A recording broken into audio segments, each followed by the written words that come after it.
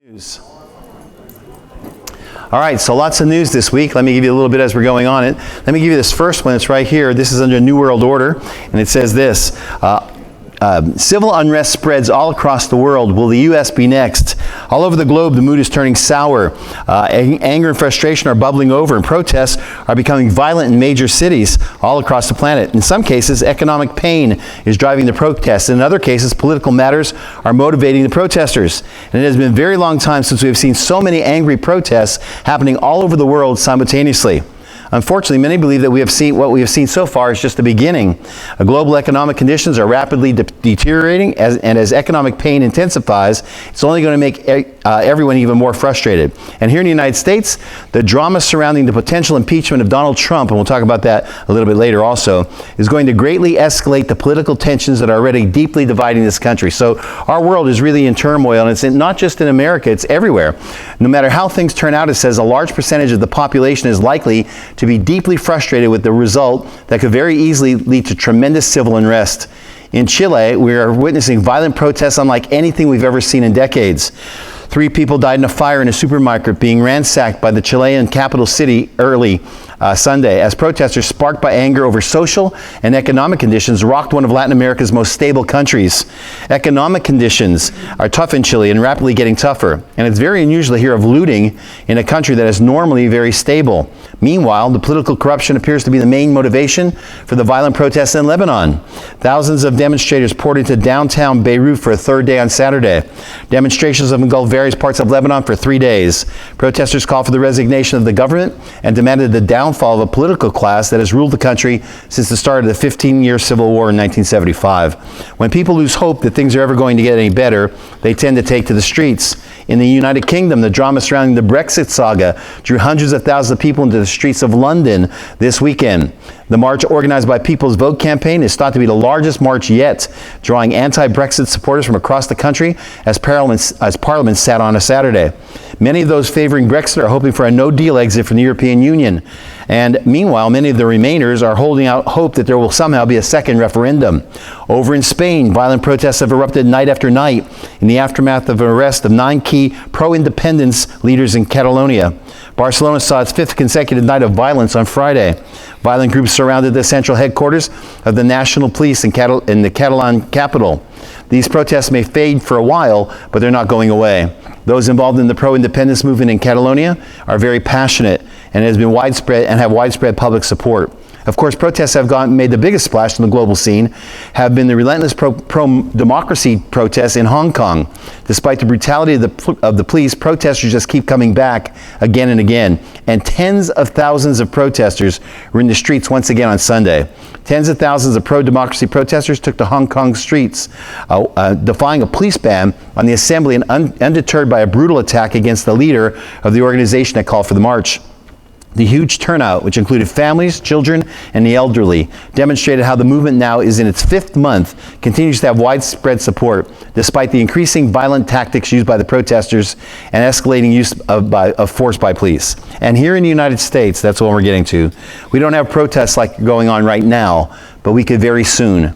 The impeachment process is bringing a focal point to deep anger that has been building on both sides of the political spectrum for many years. And this is really right down the line.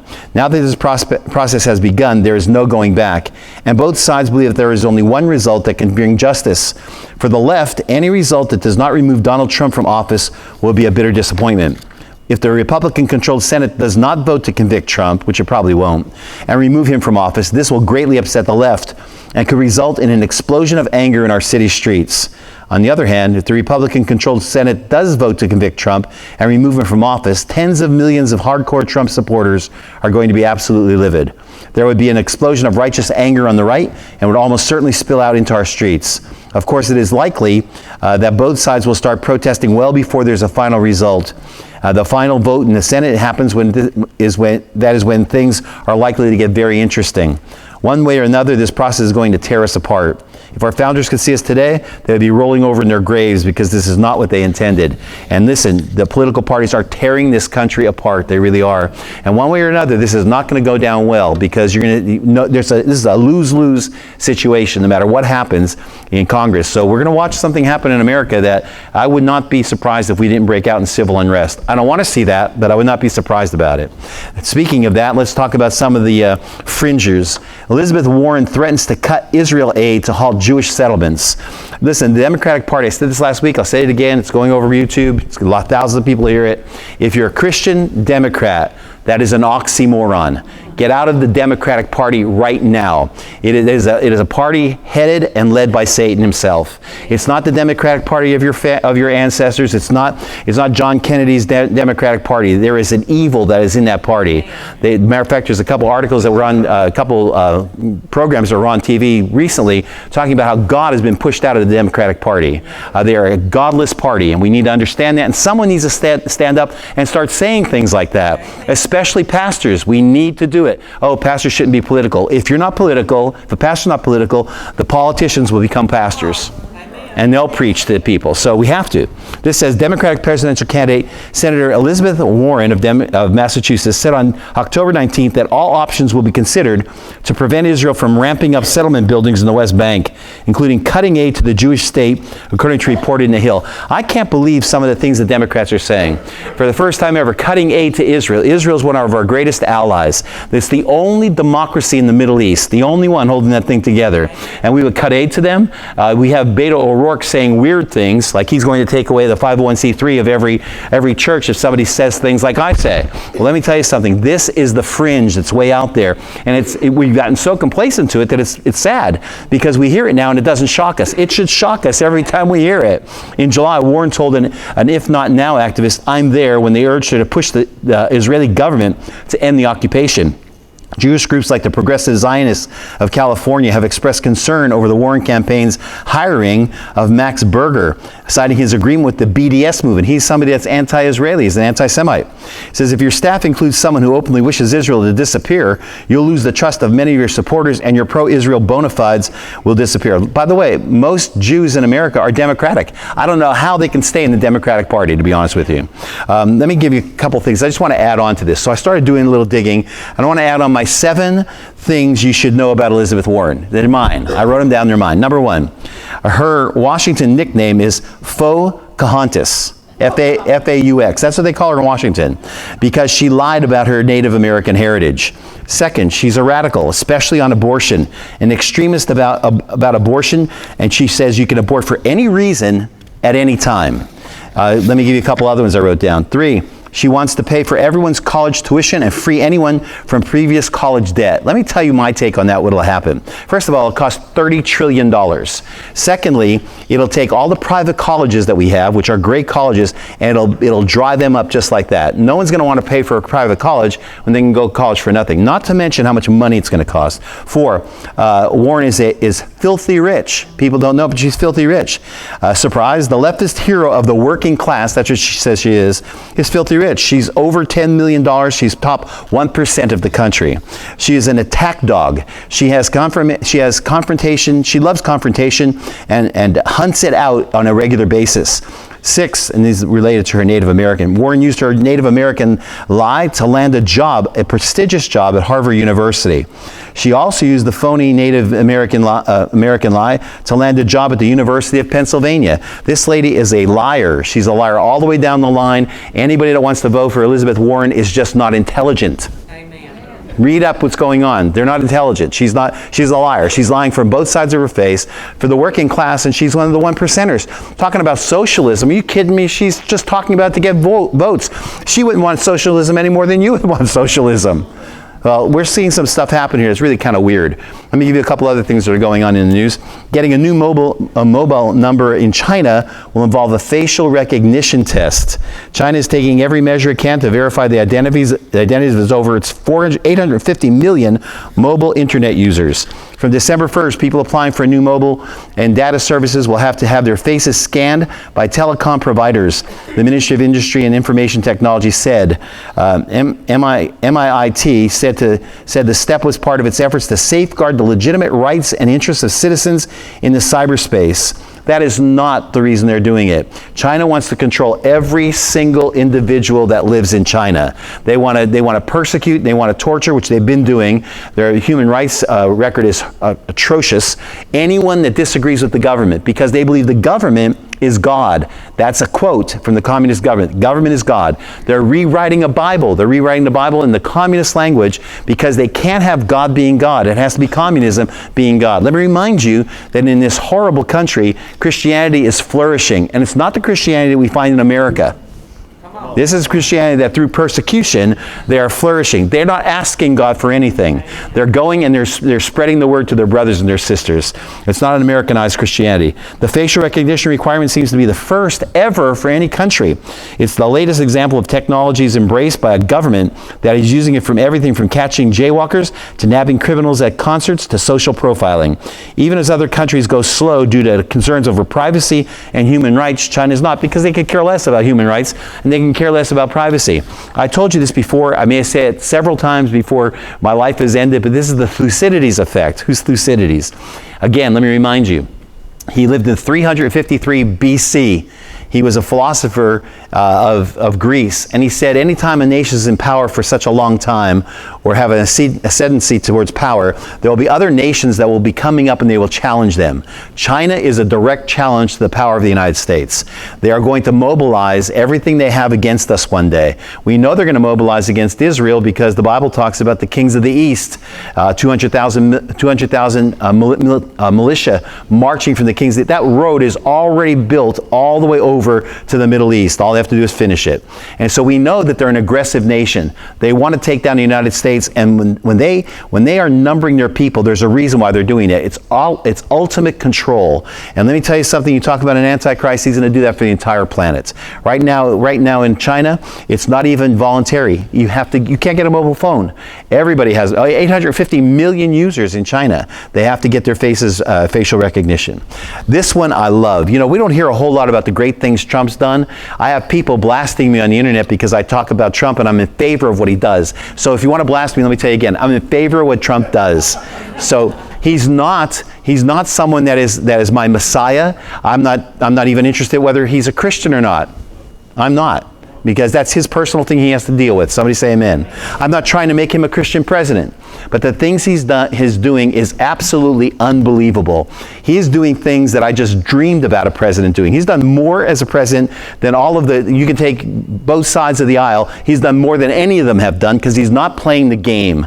He's not in the game. He's not part of the system.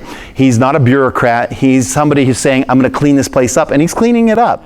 Let me tell you what he did that just absolutely excited me. You never hear it on the news. Of course, most of this you're not going to hear on the news. This happened this week. Listen to this. It's this. Trump tells bankrupt United Nations to find money elsewhere.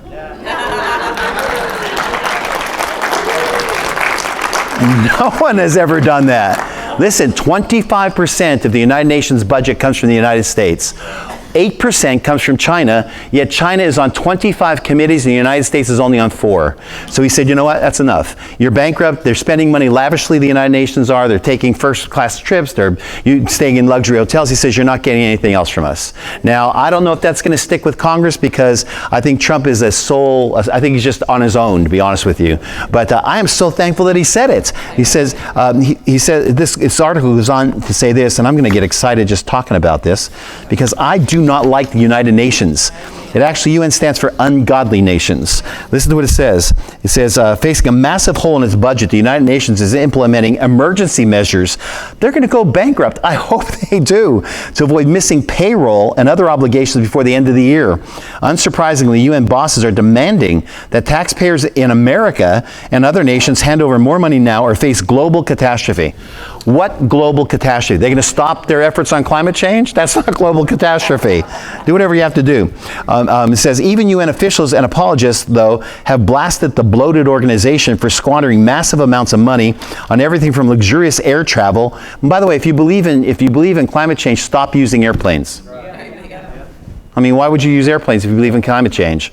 Listen, and fancy hotels to globalist propaganda promoting its own agenda. Trump reacted to the whining. They're whining by calling on the UN to go look for money elsewhere. You've got to love that. I mean, you've got to love that. Let me give you a couple other things that are going on. So Israel's constantly in threat. There's constantly threat from not just the block above it, the northern block above it, which is Iran and Syria, and you have Russia and even Turkey now. So Israel is gearing up. This is something that they just put out today. This is with hypersonic missiles. Israel's F-35s, come from us, are upping the ante in Syria. Israeli defense firms, Israeli Military Industry Systems, IMI, and Israeli Aerospace Industries, which jointly developed the missile. The so-called Rampage missile is a precision-guided air-launched standoff missile with a range of about 190 miles, a length of 4.7 meters. The Rampage weighs 570 kilograms, and it'll carry a warhead of 150 kilograms. The Rampage features optimal penetration capability into protective areas. Here's what it does. It can go in and it can bunker bust. It'll go in 6 floors underneath concrete. It cannot be tracked. This missile, usually when missiles come out and they're fired from wherever they're fired, either mobile or from an airplane like this one would be, when they're fired, they have a trajectory that's easy to track and radar easily picks them up. This missile changes direction in air several times, so it cannot be picked up, and it's faster than any missile on the globe. So Israel's gearing up. I think all Israel has to do is have a pea shooter and pray to God, and it'll probably happen. But now they have some technology. So what is happening in Israel? Again, we're watching our world go upside down. Listen to this. Most people can't follow the elections in Israel, so I'm going to help you. Netanyahu unable to form government. What happens next? This is probably the best article I can give you.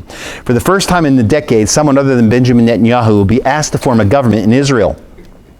The 70-year-old prime minister has called 2 elections this year, has twice been given the chance by the president to put together a ruling coalition, and has twice failed. The fact that President Rivlin will now turn to someone else leaves Netanyahu even more vulnerable in his fight for political survival. But although he has failed, the man now set to try his hand, centrist general-turned-politician Benny Gantz, also has no clear path to success. So Netanyahu, as I'll explain to you, has failed to do a coalition. So now the president has turned to Gantz and said, now you have an opportunity to form a coalition. So listen to this really well. If you don't understand Israeli politics, this is going to really enlighten you. Here's some of the possible scenarios, including even a 3rd parliamentary election in less than a year, following the 2 inconclusive elections in April and September. Shortly after the September 17th election ended in a stalemate, Rivlin, the president, gave Netanyahu 28 days to put together a governing coalition. This is their law. You get 28 days to put together a coalition. During that period, which expired on Wednesday, yesterday, Israel's longest-serving prime minister persuaded only 55 of Parliament's 120 members, including his traditional far-right and ultra-Orthodox Jewish allies, to join his right-wing Likud party in a government. Having fallen 6 seats short of a ruling majority, Netanyahu returned his mandate, because you have to return it after 28 days, to the president on Tuesday. And a spokesman for Rivlin said Gantz will now get his chance to do the same. So one way out of stalemate would be for the 2 largest parties, Likud and Gantz's, which is the blue and white party, to form a national unity government. They would switch back and forth in ruling. Early talks centered on the possibility of a rotating partnership, but led nowhere. Gantz, a former armed force chief, refuses to join a government led by Netanyahu, citing looming indictments against the prime minister in 3 corruption cases in which Netanyahu has denied any wrongdoing. Gantz also said he wants a liberal government. And that's not good, by the way. Shorthand for one that does not include Netanyahu's religious partners. He's trying to get religion out of Israel. So what happens next? Well, after receiving the formal nomination from Rivlin on Wednesday or Thursday, today, Gantz will have 28 days to build a coalition. As things stand now, he has an endorsement of 54 lawmakers, 7 short of a parliamentary majority. But 10 of those 54, and this is unbelievable, belong to a 4-party Arab alliance. No party drawn from Israel's 21% Arab minority has ever been invited to join an Israeli government or has sought to serve in one. Why? Well, without a deal with Netanyahu, Gantz could seek to form a minority government with Arab lawmakers backing from the sidelines. But that's a big political risk in a country where Arab citizens' loyalty has been hotly debated. Arab lawmakers would be likely to face criticism from within their own community for propping up an Israeli government's policies towards what many regard as their fellow Palestinians in the West Bank and Gaza. So what happens if Gantz comes up short? How many are following this? All right, good. A 3-week period would ensue in which 61 lawmakers can ask the president to assign the coalition building task to any legislator. They can give it to anyone. Netanyahu, Gantz, or someone else. If no such request is made at that time, Parliament dissolves itself and an election is called. Political pundits say March 17th is the possible date. That could give Netanyahu another chance at the ballot box, barring a Likud rebellion against him. So are there wild cards? Avigdor Lieberman, a former Netanyahu ally and ex-defense minister, heads the right-wing Yisrael Binu party, which won 8 parliamentary seats in last month's election. He has remained on the fence so far, and by the way, he throws his hat in either side, and that's the one that's going to rule. Citing policy differences with Likud's ultra-Orthodox backers and Blue and White's left-wing allies. He doesn't like either side. He effectively prevented Netanyahu from building a ruling coalition after this year's first election, boosted his own standing in the second, and could be a kingmaker in the third. So this guy's going to hold out. He's going to hope that he can do a government. So they don't have a government yet in Israel. It's a very vulnerable time. That means what they have to do, because they're threatened every single day, that means all of the policymakers that are there, the heads of it, Gantz and Netanyahu, have to be informed of what's happening on their borders and all around them. They are both having to have those secret dossiers given to them, because there's no ruler in Israel right now. And it's kind of a really weird scenario. It is definitely an end-time scenario. Something's happening there that's going to start sparking some things that maybe ache into some of the things we read in Ezekiel and some of the things that we read in Psalm 83. All right, so let me continue on. You still with me tonight? Yeah. NBC. You know what I think NBC stands for, right? Another baloney communication. Listen, this is what it says. Thinks getting microchipped sounds super convenient. No, actually, NBC has no better coverage. ABC is another baloney communication. That's right, NBC has no better coverage. But that's good. All right, here you go. Thousands of people in Sweden. The upcoming push for personal microchips is reaching fever pitch around the world. Thousands of people in Sweden are voluntarily getting chipped. Daisy Luther wrote that many Americans wouldn't be far behind. And experts have claimed that one day in the not-so-distant future, that everyone on the planet will be microchipped. And it looks like the push is on. And now NBC News published a pro-microchipping video gushing over the convenience of having your keys, your money, and your ID all placed in your hand in a device about the size of a grain of rice. Are we literally at a place in humanity in which carrying a wallet is too much trouble? Heaven help those who feel that way if they ever have to acquire their own food and water. This would certainly take stealing your wallet to an entirely new level. Would thieves just hack off a person's hand to gain access to their keys, their credit cards, and the ID? Or would it be even easier than that? Considering we now need to carry our passports and credit cards in RFID blocking wallets, if you didn't know that, you need to, because your credit cards can be read with an RFID reader in your purse and in your wallet. Criminals can walk around with scanning devices and steal our unprotected information. Well, those with chips need to wear an RFID blocking glove, kind of like a Michael Jackson, I guess. And how much more information will they put on microchips? Today it's your keys, your money, and your identification. Tomorrow it'll be GPS trackers placed in children. Will it be GPS trackers placed in children and the elderly? Then trackers in the rest of us, because if we don't have anything to hide, we shouldn't have anything to worry about.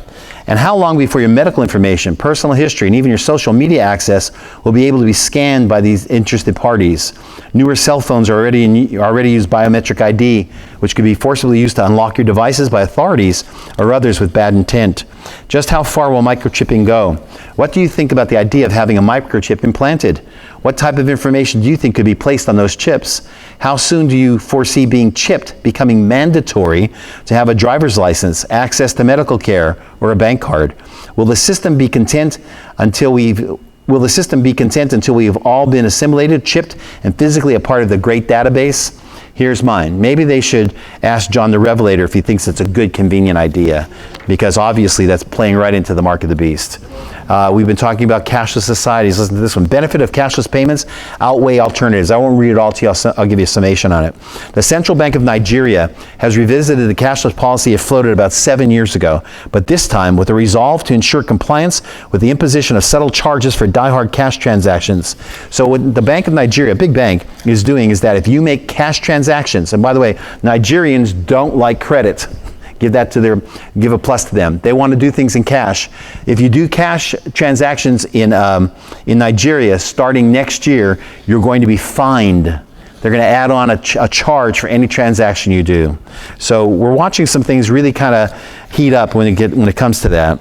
Let me give you this one as we go into religion. So we're watching all these dots come together. A church, a synagogue, and a mosque to share interfaith complex in Abu Dhabi. The United Arab Emirates unveiled plans this weekend for an interfaith complex in Abu Dhabi that will unite a church, a synagogue, and a mosque. Here it comes. This is the one world religion. It's fast approaching. The announcement of the 3 houses of worship collectively are known as the Abrahamic family house because all 3 of the monotheistic religions trace their lineage back to Abraham. And it follows, here you go, Pope Francis's February visit to the UAE, the first papal visit to the Arabian Peninsula. First ever, by the way. During a visit, Pope Francis and the Grand Imam of Al-Zahar, Dr. Ahmed El-Dayib, signed a declaration to form an interfaith council called the Higher Committees of Human Fraternity. So what's happening is we're watching a one world religion come. And that's exactly what has to happen. One world currency has to happen. A one world identification system has to happen. A one world religion has to happen. 5 years ago, I could not tell you that any of those were on the burner to happen. I could tell you they had to. Today, I could tell you that I just read you some articles from this week that tells you that all 3 of those are in play. So we're watching. How many believe we're close? I don't care how many times we said we're close. We're close. We're very close. Speaking of it, listen, Supreme Court rejects challenge to public schools coursework on Islam. The Supreme Court on Tuesday rebuffed an appeal from a Christian former high school student who argued coursework on Islam at her Maryland school violated her First Amendment rights. The dispute involves Callie Wood, a student at La Plata High School in Charles County, Maryland, who enrolled in a state-mandated world history course during the 2014-15 school year. As part of the class, the then junior was required to complete coursework on the Muslim world, in which she learned about Islam. Wood took issue with 2 parts of the class. One, a PowerPoint presentation that said Muslims' faith is stronger than the average Christian's faith. She took audience with it, and she's right. And a fill-in-the-blank worksheet in which she had to write, "There is no God but Allah, and Muhammad is his messenger of Allah," which she said was a violation of her Christian faith. She refused to complete some of the class assignments, which led to a failing grade. And so she sued, and the Supreme Court backed the school, which is horrible. It's absolutely horrible.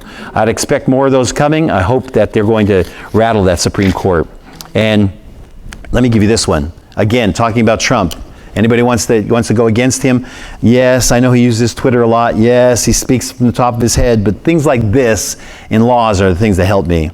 President Trump is delivering substantial pro-life victories. The president of the Americans United for Life, AUL, Catherine Glenn Foster, said President Trump may well deserve the title of the most pro-life president in American history.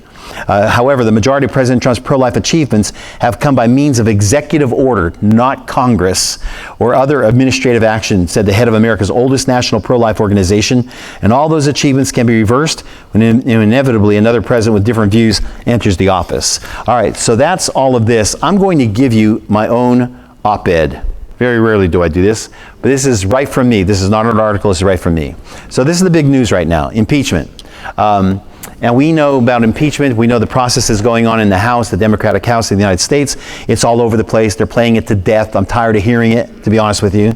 I was tired of hearing the Mueller report. I'm tired of hearing about impeachment. So I wrote something just small to give you my view on whether he's going to be impeached or not, or why this is happening. Do you want to hear it? Yes. I'm so glad you said yes. All right. Here's my take on the Democrats' efforts to impeach President Trump. Ever since he took office, the Democrats' rifle barrel, mounted with the scope of the liberal media, has tried to derail the legitimacy, the efforts, and the work of this president. From Stormy Daniels and her crooked lawyer, Michael Avenatti, who was later arrested for trying to rip off Nike for millions of dollars, to the 2-year-plus investigation into Russian collusion, which after spending $32 million of our taxpayers' money, did not come up with anything. Now it's a House inquiry into impeachment. On any grounds, the House Democrats can come up with they want to impeach him no matter what. They're fishing. They have no proof of anything. They're looking, and they actually said they're looking to try to find facts. Well, you impeach because you have a fact. You don't impeach because you're trying to find facts. Recently, Nancy Pelosi said she will not ask for a House vote That's what she said recently. Why not? Well, some people say she's not going to do that because 30 of the Democratic representatives in the House were elected in Trump states, and she was afraid of the backlash that they would lose their re-election, and they probably would. But I don't think that's the reason. This is why I wrote this thing. I think the real reason is because whether they impeach him or not, they're going to stretch this out as long as they possibly can. Let me tell you why. Once they put a vote and they impeach him, they can't do anything anymore. It goes to the Senate, the Republican Senate, and then the Democrats fade away from the impeachment. And so the Senate probably, because they have the Republican votes, hopefully Mitt Romney needs to stay home that day. They probably will be able to override the articles of impeachment. But I don't think they're ever going to call it to a vote. Let me tell you why. Because they want to ride it out all through 2020 to keep it up there, so all he has to do is continue to fight. They are loving doing this. They are loving doing it. By the way, there was a sit-in today by about 24 Republican senators who went into this special closed-door meeting and sat there, and actually Adam Schiff, who has censure against him, took the witness out. And so we have a lot of really spurless things going on there. The whistleblower now is not really the whistleblower. We're not really sure what's going on. All I know is they want to keep it in the headlines. The Democrats want to continue to put something out. And by the way, if this proves nothing, there'll be another one. There'll be something else that comes up. And so here's the problem. These are sore losers. You lost the election. Hillary is no more. Almost. Now Hillary's starting to surface again. Because with the likes of Warren, even the Democrats are scared of her, not to mention the American Indians. But basically, now we see Hillary starting to crop up. And by the way, that would be horrible. But we're watching this. Now, why do I get political on this? That's what people ask me. Well, you should be a preacher. You shouldn't be political. Because we're in trouble in America. We are in trouble. Something has to happen. And we need to stick up for our values because the Democrats represent a teardown of Christianity. This is not like, I would never do this 20 years ago. You could have been a Democrat, and that's fine. There were lots of Democrats that were amazing, and there still are in Congress, believe it or not. But the party's being hijacked. And it's being hijacked by an ultra-liberal section that is pushing against Christianity and anything to do conservative. So if you want to pray for America, now's the time to pray for America. That's in the news for tonight. I'm going to ask the ushers if they come forward. And again, remember, all this goes out on the internet. I'm going to get lots of articles. Most of them, I have some here today. I think I have one. This guy wrote me 6 pages. Can't wait to hear that one. But I have lots of them. These come in every day. And basically what we do is I answer every one of them. They're still listening. People are listening. So as long as you're listening, hopefully you can start using your head, those of you that don't agree. And you can start thinking, search for yourself. Do not believe CNN. Please, don't believe CNN, don't believe NBC, don't believe ABC. Those are liberal propaganda vehicles of the Democratic Party. And so is the New York Times, so is the Washington Post. And so you need to understand that you're being misinformed. I'm not willing to tell you the answers because I don't have the answers. All I know is I can see a writing on the wall, and this is a definite blow against the democratic process in America. So let's go to Lord in prayer.